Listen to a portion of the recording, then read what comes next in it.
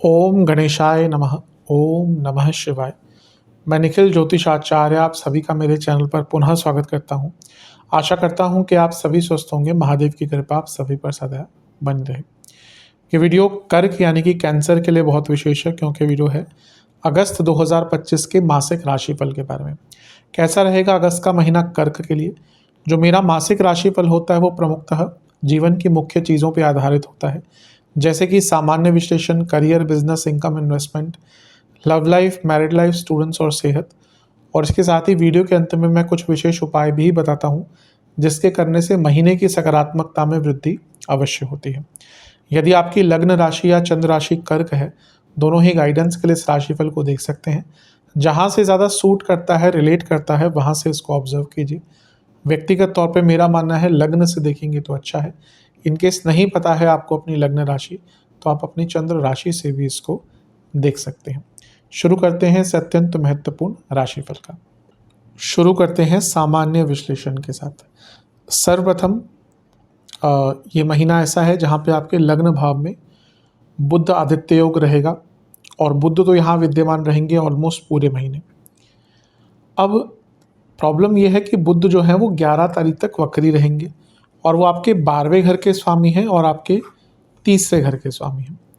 अब 12वें घर का स्वामित्व तो सेहत आदि खराब करता है और खर्चे बढ़ाता है, क्योंकि वो लग्न में है तो अत्यधिक खर्चे, बल्कि मैं तो कहूँगा जुलाई में ही आपके बहुत खर्चे हुए होंगे और महीने के शुरुआती भाग में वो चीज़ें रहेंगी। पर अच्छी चीज़ ये है कि आपका जो लग्न में बैठा बुध है वो 11 तारीख को ही मार्गी हो जाएगा, तो वहाँ से अवस्था थोड़ी ठीक होना शुरू हो जाएगी।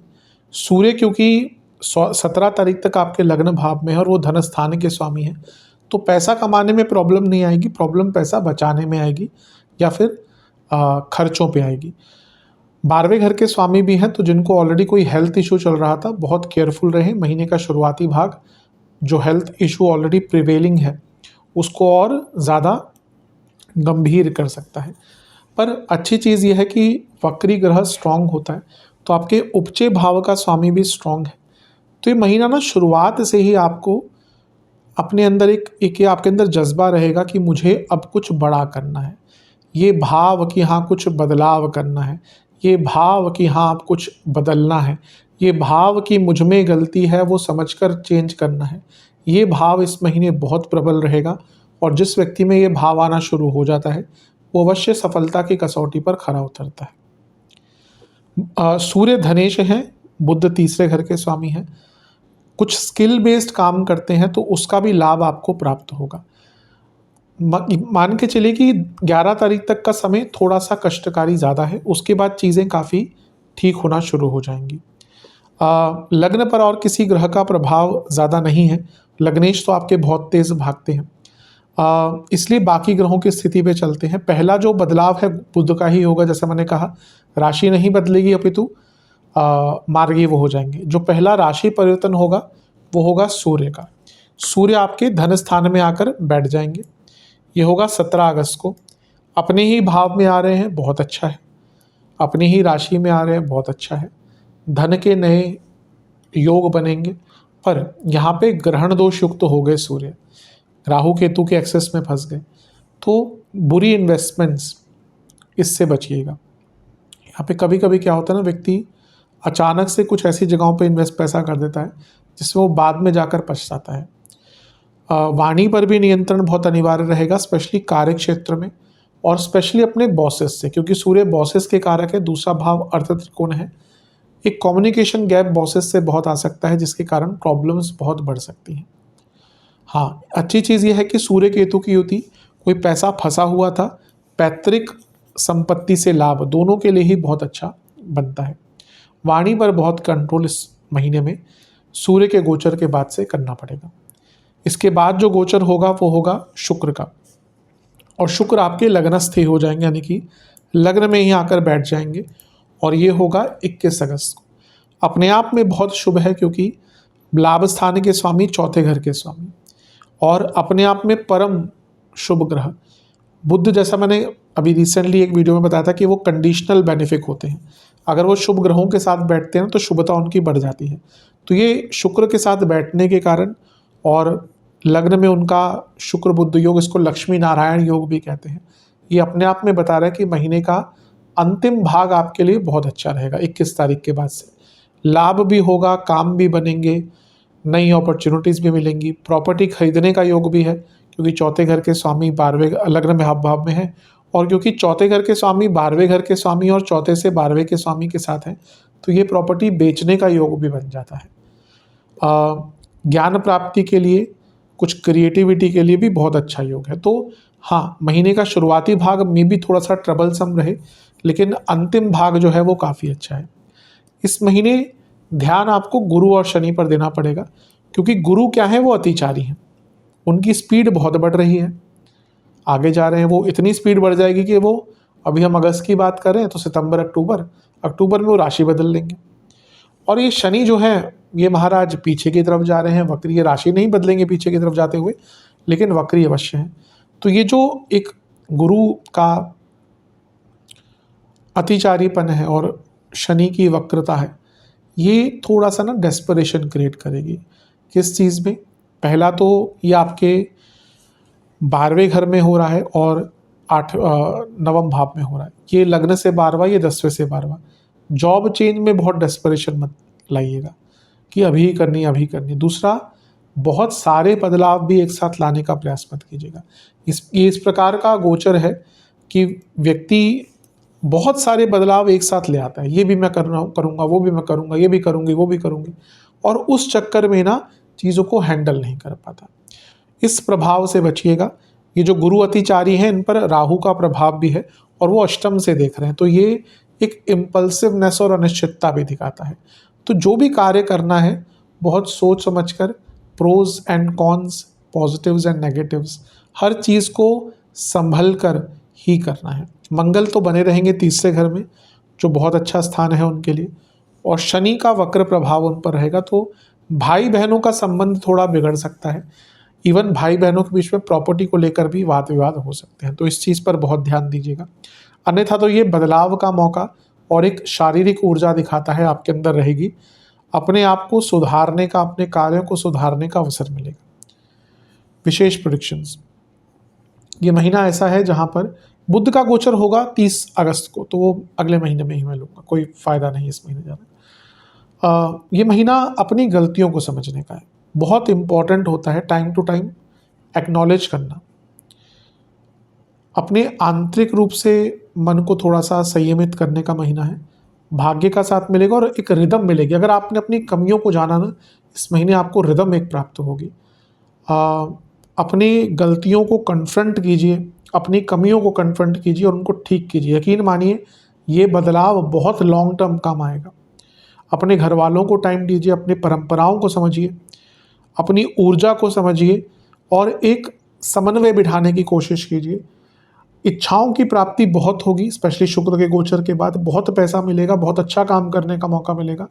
बस अपने ज्ञान की वृद्धि भी करिए अपने एरिया में, करियर हो या बिजनेस हो या जीवन हो, और क्रिएटिविटी लाइए। यकीन मानिए, ये महीना शुरुआत में अगर आपने अपनी गलतियों को समझ लिया, आंकलन किया कि हाँ भैया ये मैं गलत कर रहा हूँ, इसका बहुत लॉन्ग टर्म पॉजिटिव इम्पैक्ट मिलेगा। कुछ चीज़ें जिनसे बचना है, ओवर कॉन्फिडेंस नहीं, ये भाव कि मैं कुछ गलत कर ही नहीं सकता, ये भी कई बार आएगा आपके अंदर कि मेरी गलती कहाँ है। और जैसा मैंने कहा था एक बार, बहुत कुछ एक साथ स्टार्ट कर देना, ये इस महीने बिल्कुल नहीं करनी चीज़ें। वैसे देखा जाए महीना काफ़ी अच्छा है आपका। करियर की तरफ चलते हैं। 10वां भाव करियर का होता है और उसके स्वामी मंगल पूरे महीने 10वें घर को देखेंगे, बहुत अच्छा है। सूर्य लग्न में है 17 तारीख तक, बहुत अच्छा है। सप्तम भाव को देखेंगे, बहुत अच्छा है। प्रमोशंस के चांसेस 17 तारीख तक तो आपके बहुत अच्छे हैं।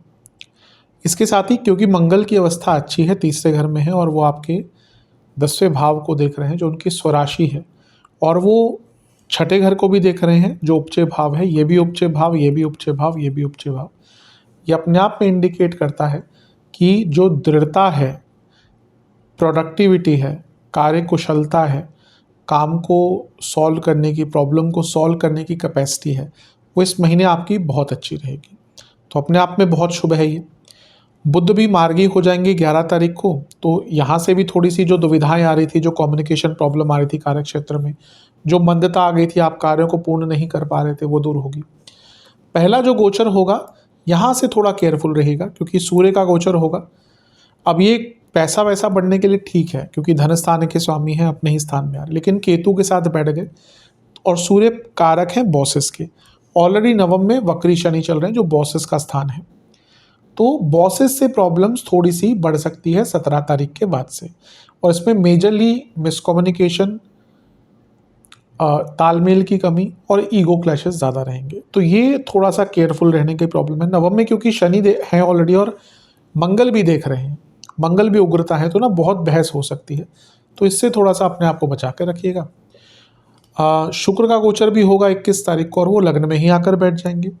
अब देखिए शुक्र क्या है, आपके लाभेश हैं, और 10वें से सप्तम के स्वामी हैं, और 10वें से 10वें को देख रहे हैं, जो प्रमोशन का भाव है। शुक्र बुध का सप्तम को देखना, जिसमें से बुध जो है वो तीसरे घर के स्वामी हैं। अगर आपने अच्छा काम किया इस महीने, तो महीने के अंत में उसको बहुत स्ट्रॉन्ग रिकॉग्निशन मिल सकता है। मे बी प्रमोशन तो मैं नहीं कहूँगा, पर मे बी आपका रोल थोड़ा चेंज कर दिया जाए, एक डिमॉन्स्ट्रेशन में भी, या फिर जैसे होता है कि एम्प्लॉय ऑफ द मंथ के रूप में आपका नाम आ जाए मैगजीन में, जो कंपनी की मैगजीन होती है, या फिर अनाउंस कर दिया जाए कि भाई हाँ ये अच्छा काम किया। तो एक रिकॉग्निशन का भाव या योग आपका महीने के अंत में बन रहा है, वो एक अच्छी चीज़ है। बस थोड़ा सा अपने कलीग्स से महीने के अंत में बच के रहेगा, क्योंकि एक जलन की भावना उनके मन में बहुत रहेगी। शनि बहुत लंबे टाइम तक आपके नवम भाव में गोचर करने वाले हैं, तो अपने बॉसेस से जितने मधुर संबंध बनाकर रखेंगे उतना आपके लिए अच्छा रहेगा। विशेष परीक्षण, आपको बदलाव करना पड़ेगा अपनी कार्यशैली में, जो काम नहीं कर रही है अभी, और सीखिए, लीडरशिप क्वालिटी दिखाइए। हर चीज़ के आपके लिए आपको अगर बताया ही जाए तो फिर उसका कोई लाभ नहीं होता। क्रिएटिविटी लाइए अपनी तरफ से, पहले ही अपने आप को ना तैयार रखिए कि हाँ ये हो सकता है, वो हो सकता है, rather देन कि पीछे भागे काम के, पहले ही प्रिपेयर्ड होकर काम कीजिए।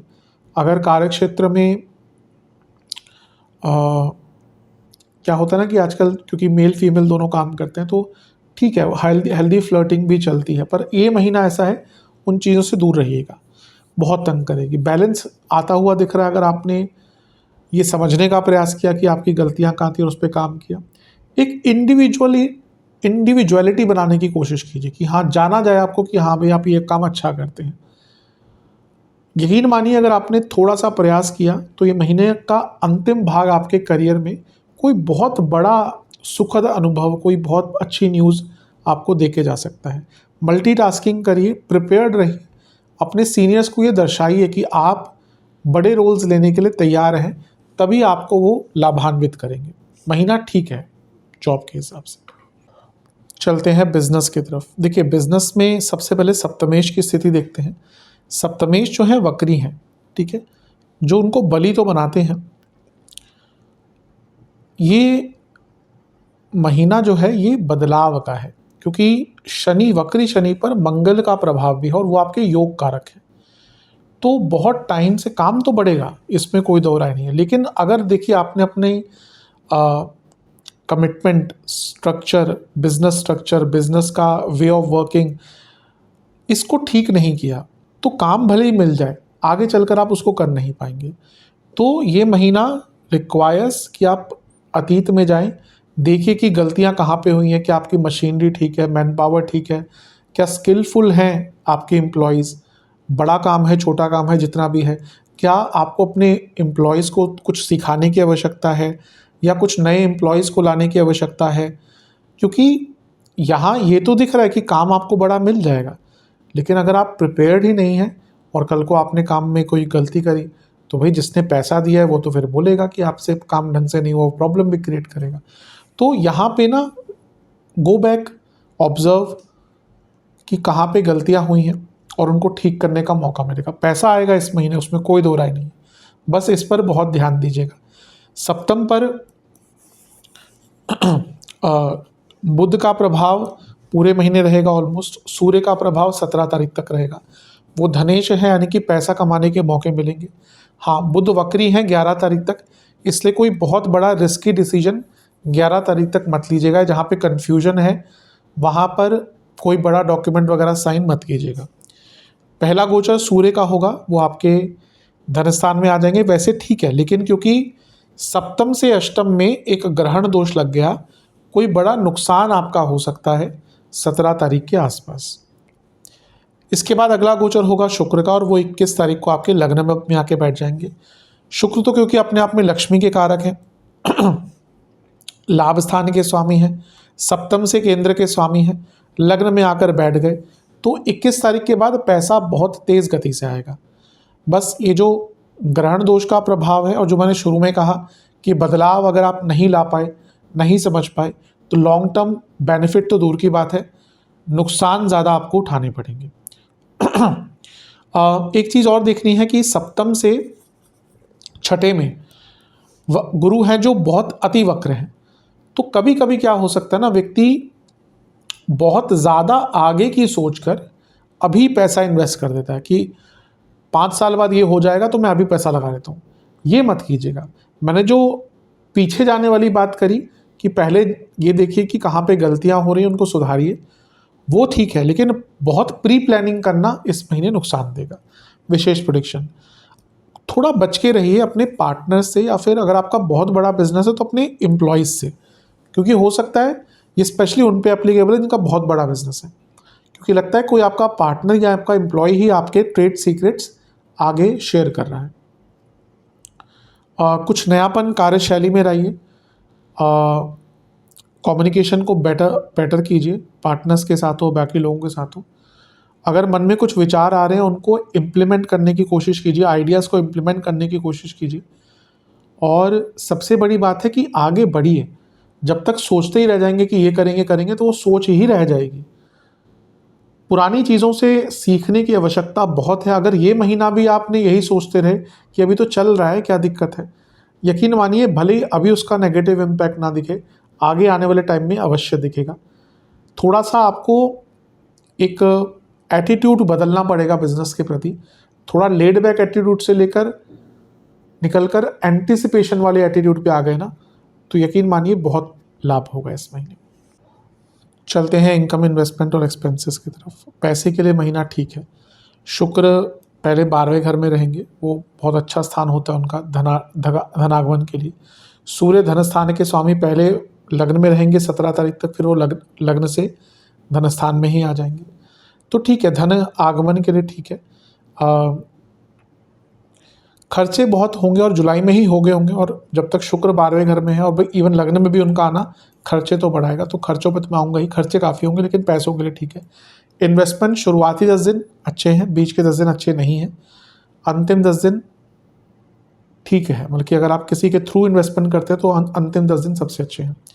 जहाँ तक खर्चों की बात है, इस महीने घूमने फिरने पर बहुत पैसा खर्च होगा। रिसर्च कुछ आप अगर करते हैं या रिसर्च कुछ स्टार्ट करते हैं, कुछ नया पढ़ना स्टार्ट करते हैं, उस पर खर्चा होगा। पुराने खर्चे एकदम सामने आ जाएंगे। लग्जूरियस चीज़ों पर बहुत खर्चा होगा, लग्जरी की चीज़ों पर। एक होता है ज़रूरत, एक होता है लग्जरी, तो यहाँ पे लग्जरी पे बहुत खर्चा होता दिख रहा है। ऐसा लग रहा है जो कम्युनिकेशन के इक्विपमेंट्स हैं, फ़ोन आदि जो होते हैं, वो या तो बदलेंगे आप, या कुछ ख़राब हो सकता है उसमें खर्चा हो। यात्राएँ बहुत होंगी, उस पर बहुत खर्चा होगा। और इसके साथ ही ऐसा लग रहा है कि क्रिएटिविटी के लिए या जो हॉबीज़ हैं उन पर भी आप इस महीने, जो कि ठीक है करना चाहिए, हॉबीज़ पर भी आप अच्छा खासा खर्चा करेंगे। चलते हैं लव एंड रिलेशनशिप की तरफ। नो कॉन्टैक्ट सिचुएशन के चांसेस बहुत कम हैं, बल्कि मैं तो कहूँगा कि बहुत टाइम हो चुका है, बातचीत नहीं हो रही, लेट गो, आगे बढ़िए। नए रिलेशनशिप के भी चांसेस बहुत ज़्यादा नहीं हैं। प्रॉब्लम यह है कि एक डेस्परेशन बहुत रहेगी आपके अंदर कि हाँ रिलेशनशिप स्टार्ट करना है, पर ये टाइम उतना उचित नहीं है, तो मैं कहूँगा थोड़ा पेशेंस रखिए। जो लोग रिलेशनशिप में हैं उनके लिए अच्छी बात यह है कि अंगारक दोष खत्म हो चुका है, तो मंगल का जो एक इम्पैक्ट था पंचम भाव पर वो खत्म हो चुका है, और वो भी अंगारक दोष युक्त प्रभाव था, तो ठीक है, यहाँ से थोड़ी शुभता दिख रही है। दूसरा, शुक्र भी 12वें घर में ठीक ठाक माने जाते हैं रिलेशनशिप के लिए, और वो पंचम से अष्टम में होंगे और 2 शुभ ग्रह होंगे, यानी कि रिलेशनशिप को ठीक करने का मौका प्राप्त होगा। बुध 11 तारीख को मार्गी हो जाएंगे, तो थोड़ी कम्युनिकेशन गैप जो आ रहे थे वो वहाँ से दूर हो जाएगी। और ग्रहों के गोचर भी देखें तो ठीक ठाक है, कोई बहुत बुरे प्रभाव नहीं डाल रहे रिलेशनशिप पर। सूर्य 17 अगस्त को आ जाएंगे दूसरे घर पर। हाँ, थोड़ा कम बोलिएगा, क्योंकि यहाँ पे ना उल्टा सीधा बोल देंगे और लड़ाई झगड़े हो सकते हैं। और शुक्र का 21 तारीख को लग्न में आना रिलेशनशिप के लिए वैसे भी ठीक ही है। बल्कि इवन जो लोग रिलेशनशिप में हैं और विवाह की तरफ बढ़ना चाहते हैं, उनके लिए ये जो शुक्र का गोचर है, ये वो एक टाइम डिनोट करता है कि आप उस संबंध में आगे बढ़ सकते हैं। तो जो लोग रिलेशनशिप में हैं, ठीक ठाक है महीना। विशेष प्रेडिक्शन, ये महीना सेलिब्रेट कीजिएगा अपने रिलेशनशिप को। कभी कभी होता है ना, रिलेशनशिप जब शुरुआती भाग में होता है तो हर टाइम याद होता है, इस दिन मिले थे, इस दिन ये था वो था, हर महीने की एनिवर्सरी सेलिब्रेट करी जाती है। आफ्टर 2-3 ईयर्स चीज़ें फॉर ग्रांटेड हो जाती हैं। तो अपने रिलेशनशिप को सेलिब्रेट कीजिए, कुछ नयापन लाइए, एक ओपन हार्टेड कन्वर्सेशन कीजिए पार्टनर्स के साथ, सीखिए उनके बारे में, समझिए उनके बारे में, कम्युनिकेट अच्छा कीजिए, पेशेंस रखिए, कमिटमेंट दिखाइए कि हाँ आप चाहते हैं कि रिलेशनशिप वर्क करे। इन सब चीज़ों पर काम किया, थोड़ा एक्सप्लोर कीजिए एक साथ, तो इन सब चीज़ों पर काम किया तो अवश्य रिलेशनशिप ठीक होगा। बहुत बुरा महीना तो नहीं दिख रहा रिलेशनशिप के लिए। चलते हैं वैवाहिक जीवन की तरफ। देखिए, सप्तमेश जो है ना, वो आपके वक्री हैं। शनि 13 जुलाई को वक्री हुए थे, लंबे टाइम तक वक्री रहेंगे। अब सप्तमेश पर मंगल की दृष्टि है। ये कई चीज़ों के लिए अच्छी हो सकती है, पर मैरिड लाइफ के लिए अच्छी नहीं। लड़ाई झगड़े, भयंकर लड़ाई झगड़े, स्पेशली बुध भी वक्री रहेंगे 11 अगस्त तक। तो महीने का जो शुरुआती भाग है 11 अगस्त तक का, वहाँ तक तो लड़ाई झगड़े बहुत होंगे। मैं ये नहीं कह रहा उसके बाद सब ठीक हो जाएगा, क्योंकि शनि मंगल का तो योग है, ये रहेगा ही। पर थोड़ा सा चीज़ें 11 अगस्त के बाद बेटर होना शुरू हो जाएंगी। बस इस महीने एग्रेशन पर कंट्रोल, क्योंकि इतने लड़ाई झगड़े होंगे, थोड़ा प्रभाव जुलाई में ही देखने को मिल गया होगा, और अगस्त वो जो लड़ाई झगड़े हैं वो और बढ़ाएगा और उसमें वृद्धि होगी। अगर ग्रहों के गोचर की बात करें तो सूर्य का प्रभाव 17 अगस्त को होगा। ये बहुत अच्छा नहीं, क्योंकि सप्तम से अष्टम में 2 पाप ग्रह आ गए, क्रूर ग्रह आ गए। तो ये अचानक से ना 17 अगस्त के बाद मैरिड लाइफ में बहुत कॉम्प्लिकेशंस ला सकता है। ईगो क्लैशेस एक चीज़ दिख रही है। दूसरा हो सकता है कि वर्क स्ट्रेस इतना बढ़ जाए, उसका प्रभाव मैरिड लाइफ पर हो, और वाणी में कटुता, इसके कारण दिक्कत आएगी। एक थोड़ा सा सेविंग ग्रेस होगा शुक्र का गोचर, क्योंकि शुक्र जो है वो आपके लग्नस्थ हो जाएंगे, लग्न में आकर 21 तारीख को बैठ जाएंगे, क्योंकि वो कारक हैं ऑलरेडी मैरिड लाइफ के, एक शुभ ग्रह हैं, लाभेश भी हैं। तो थोड़ा सा शुभता 21 तारीख के बाद आएगी। पर मान के चलिए जो 17 तारीख के बाद का 4-5 दिन का टाइम है, 21 तारीख तक का, 21-22 तारीख तक का, ये बहुत केयरफुल होकर आपको बिताना है। शुक्र उसके बाद ऐसा नहीं कि आते ही एक अलादीन के चिराग की तरह काम करेंगे कि एकदम चुटकी बजा सब ठीक कर देंगे, पर थोड़ा सा चीज़ें महीने के अंत की तरफ ठीक होना शुरू हो जाएंगी। सप्तम से छठे में अतिचारी गुरु हैं और सप्तमेश वक्री हैं। ये डेस्परेशन और बहुत ज़्यादा फॉल्स एक्सपेक्टेशन भी लाता है, उससे भी अपने आप को बचा कर रखें। स्पेशल प्रेडिक्शन, बहुत ज़्यादा एक्सपेक्टेशन ना रखें, क्योंकि ना इस महीने ज़्यादा एक्सपेक्टेशन रखना वो पूर्ण नहीं होंगी और फिर आप डिजेक्टेड फील करेंगे। चीज़ें बहुत बोरिंग और मोनोटोनस हो गई हैं, इसको बदलिए। एस्केप मत कीजिए, कोई डिस्कशन एस्केप मत कीजिए। ये महीना ऐसा है जब अकेलापन भी थोड़ा थोड़ा महसूस होगा, कभी कभी, कोई बात नहीं, होता है वैवाहिक जीवन में। भले आप पूरे दिन साथ में बैठे रहें, कभी कभी होता है बहुत अकेलापन। हर व्यक्ति एक अपनी लड़ाई लड़ रहा है आज के जीवन में, भले वो दिखाए ना, पर एक अपना संघर्ष चलता है व्यक्ति का। एक चाइल्डिशनेस, एक जो इनोसेंस होती है ना रिलेशनशिप में, वो वापस लाने की कोशिश कीजिए, जो कहीं खो सी गई है।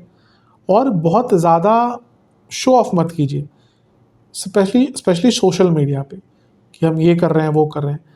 उसका कभी कभी ना नेगेटिव प्रभाव, कुछ लोग उसमें इतने इंडल्ज हो जाते हैं कि वो एक जो रियलिटी फैक्टर होता है वैवाहिक जीवन का, वो गायब हो जाता है। ठीक ठाक है, कम्युनिकेशन मेंटेन करेगा, क्योंकि कभी कभी ऐसा हो, जैसे मैंने कहा ना, अकेलेपन का भाव कभी कभी वो बहुत प्रबल हो जाएगा इस महीने, और आपका बिल्कुल बातचीत करने का मन ही नहीं करेगा। उस जोन में मत चले जाइएगा। वैसे तो ठीक है। स्टूडेंट्स एग्ज़ाम से स्टार्ट करते हैं। शुरुआती 10 दिन बहुत अच्छे हैं, बहुत अच्छे हैं। बीच के 10 दिन भी बहुत शुभ हैं। अंतिम 10 दिन में ना बस थोड़ा जल्दबाजी रहेगी, और गुस्सा भी बहुत रहेगा, उससे बचेगा। वैसे देखा जाए स्टूडेंट्स के लिए महीना अच्छा है। पंचम भाव के स्वामी अपने से लाभ स्थान में और तीसरे घर में है, वो भी मंगल, बहुत शुभ है। बुध भी 11 अगस्त के बाद मार्गी हो जाएंगे, तो वो भी एक अच्छी अवस्था। तो यानी कि 11 अगस्त के बाद जो चीज़ें पहले तंग कर रही थी, कम्युनिकेशन की प्रॉब्लम हो, काम का अटकना हो, डॉक्यूमेंटेशन की प्रॉब्लम हो, वो भी दूर हो जाएगी। तो महीना ओवरऑल काफ़ी अच्छा है। गोचर की बात करें, सूर्य का गोचर होगा 17 अगस्त को, जो अगर आपका कोई सरकारी कार्य अगर अटक रहा है ना, तो उसको 17 से पहले पूर्ण कराने की कोशिश कर लीजिएगा, उसके बाद वो डिले होगा। और शुक्र का गोचर लग्न में हो जाएगा 21 तारीख को, वो भी बहुत अच्छा है, क्योंकि शुक्र आपके पंचम भाव से सप्तम के स्वामी है और लग्न में आ गए, यानी कि कई कार्यों की पूर्णता आपको प्राप्त होगी। विशेष प्रेडिक्शन, ये महीना भाग्य का साथ मिलेगा। ये महीना जो स्टूडेंट्स जॉब ढूंढ रहे थे उनके लिए बहुत अच्छा है। ये महीना एक्सपेंशन का है, ये महीना नए मौक़ों का है। ये महीना एक प्रकार से अपने स्टडीज़ को रिव्यू करने का है कि कहाँ गलतियाँ हुई, और ये महीना लॉन्ग टर्म काम करने का है, लॉन्ग टर्म चीज़ों पर काम करने का है। बहुत अच्छा महीना है, इसका लाभ उठाइएगा, स्टूडेंट्स के लिए बहुत शेष है। सेहत, इस महीने हड्डियों की प्रॉब्लम, नसों की प्रॉब्लम, स्किन इन्फेक्शंस, पेट के भयंकर रोग, इंडाइजेशन, आंतों की प्रॉब्लम, हार्मोनल इश्यूज़ ज़्यादा तंग करेंगे। शुरुआती 10 दिन गले के रोग, इन्फेक्शंस, ईएनटी, आंखों की प्रॉब्लम। बीच के 10 दिन पित्त का बढ़ना, एसिडिटी, बीपी, हार्मोनल इश्यूज़। अंतिम 10 दिन फिर से आंखों के रोग, चेस्ट संबंधित प्रॉब्लम, कफ विकार, बॉडी में कफ बढ़ना, वाटर रिटेंशन, चेस्ट के एरिया के आसपास की प्रॉब्लम्स तंग करेंगे। उपाय के स्वरूप में किसी भी मंदिर में दूध, चावल और सफ़ेद तिल, इसका दान कीजिएगा। महादेव का गंगा जल और दूध, कच्चे दूध से अभिषेक करके केसर का तिलक लगाकर ओम विश्वेश्वराय नमः मंत्र का जाप कीजिएगा 108 बार। हो सके तो एक गुड़हल का फूल भी अगर मिल जाता है तो महादेव पर चढ़ाइएगा, और किसी भी वृद्धाश्रम में कुछ दान कीजिएगा। ये उपाय कर लेंगे तो अवश्य बहुत लाभ मिलेंगे। आशा करता हूँ वीडियो काम आएगी। चैनल पे अगर आप नए हैं सब्सक्राइब कर लीजिए, वीडियो को लाइक कर लीजिए। मिलता हूँ मैं आप सभी से अगले वीडियो में, तब तक के लिए ओम नमः शिवाय।